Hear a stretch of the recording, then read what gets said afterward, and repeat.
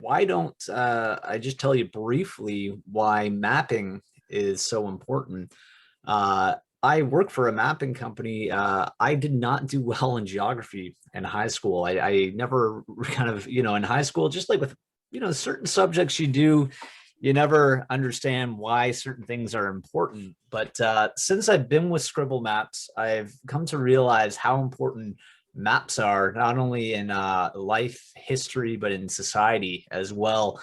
Whether you recognize it or not, you probably come across about 5 maps a day. And if you live in a city like Toronto, like I do, and you take transit, you have more than that. So maps are used for everything from the weather reports to the war and conflict in Ukraine right now, to transit, to even if you're playing a video game, you'll see a map there, and a movie.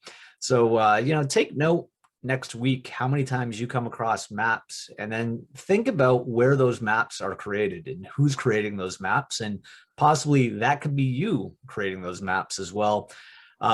For history and culture, to pull a quote from a great book on Canadian history by Adam Schultz: humans have broadened their understanding of the world around them through maps. And every map tells a story, and every map has a purpose, inviting us to go somewhere we've never been. It is an account of what we know, but also traces of what we long for. And like a story, a map is never completely objective. It records special interest and agendas. It leaves important things unsaid, even as it lays things out clearly. We know our history by our maps. And if we know our history, then we know where we've been, and we have a better idea of where we are going and how we need to get there. So going back to that story analogy, the data that we're going to be using today, and with helps of services that Courtney provides, 211, is the script, you can say, of this story. And my software, Scribble Maps, or mapping, that brings that script to life and creates a clear, more broader picture of what we're looking at. And once we have a clearer picture of our data, it will be easier to identify points of need.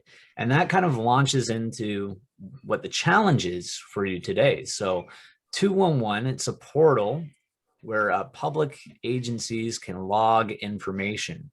And we're going to take that information from 211 and other data services, or you're going to be doing this, and we are going to try to find people, and especially rural Ontario, who have unmet needs, and especially focusing in on terms of food security.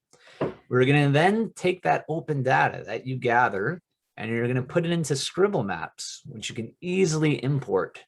And then we are going to try to find patterns and possibly fill the gaps between these support areas and the unmet needs in rural Ontario.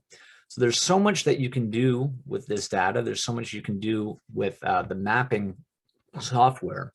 So it is up to you in the hackathon to get creative with this data, get creative with my mapping software, the Scribble Map tools that we have, and then try to find some patterns, try to find some gaps between these service areas that we have and the unmet needs here in Ontario. And again, using mapping for a greater good.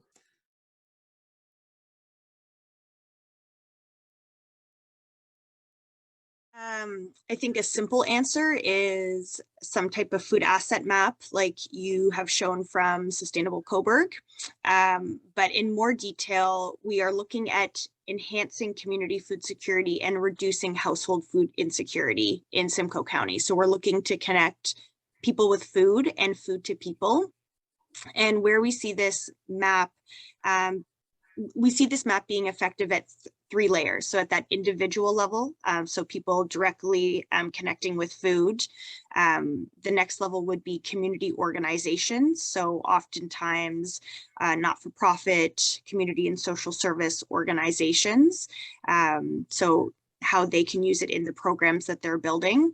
And then the next level would be at the municipal level and the planning level, and understanding what exists in the community and how to build on the existing assets or resources.